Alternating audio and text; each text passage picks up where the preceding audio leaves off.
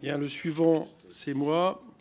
Moi, je propose de passer, de supprimer le taux réduit sur les droits d'entrée pour la visite d'un parc zoologique pour deux raisons. D'une part, parce que ça entraîne une concurrence de fait en leur défaveur avec d'autres secteurs culturels tels que les parcs botaniques, foires, salons, expositions autorisées, parcs à thème, jeux et manèges forains qui, eux, ne bénéficient pas de cette réduction qui a été décidée en 2017. D'autre part, parce que je pense que la question des zoos par rapport à la condition animale doit être interrogée. Autant je suis pour réduire la TVA, comme ça a été proposé tout à l'heure, pour soigner les animaux, notamment dans les contextes d'associations qui travaillent à leur, j'allais dire à leur survie, en tout cas, au fait que autant je ne vois pas pourquoi on avantagerait les zoos en termes de TVA. Monsieur le rapporteur. Oui, notre président soulève un vrai problème. Je veux dire, c'est que avoir abaissé de 10% à 5,5 les tickets d'entrée, la TVA sur les tickets d'entrée dans les zoos, pourquoi les zoos et pas d'autres structures? Donc, c'est vrai. Alors, c'est vrai que vous savez pourquoi ça avait été fait. C'était suite au lobby, voilà, et à la difficulté des zoos. Ils avaient des difficultés, etc.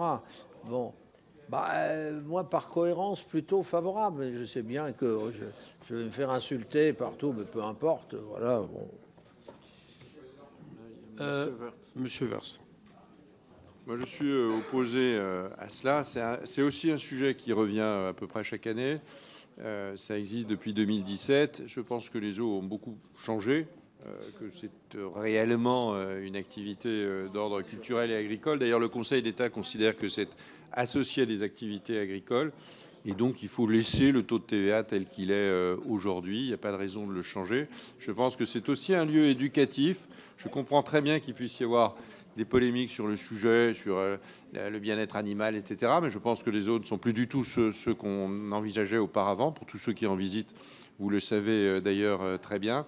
Et je pense qu'il faut protéger ce secteur qui est encore très vivant en France et ne pas céder à cette tentation un peu démagogique qui est celle de cet amendement.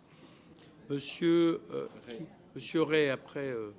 Monsieur Ray. Oui, notre groupe est très défavorable à cet amendement pour plusieurs raisons. Déjà, le changement incessant de taux, il faut de la stabilité. Les parcs zoologiques exercent effectivement des vraies missions aussi de service et je dirais, de recherche, de pédagogie au niveau de l'éducation du public, de recherche scientifique aussi. Et puis, une fois de plus, ce sont les visiteurs de ces parcs qui seront touchés, des familles, des enfants, effectivement, des classes populaires qui, comme dans mon département, le PAL, ou de mes collègues. Moi, Yacoub, et toi, c'est où? Voilà, on a chacun nos parcs. Et franchement, c'est encore du pouvoir d'achat en moins pour des familles qui peuvent peut-être pas aller à l'étranger en vacances, mais qui profitent bien de ces parcs qui sont dans nos territoires ruraux. Mais il faudra expliquer du coup l'inégalité de fait pour tous les autres parcs qui sont à des taux normaux et qui sont botaniques et autres. Si, c'est tout aussi. Les parcs à thème, les jeux, les manèges forains, vous avez expliqué. Enfin bon, allez, on passe au vote. Qui est pour?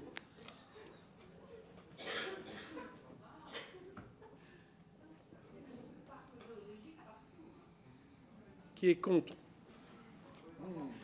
Rejeté.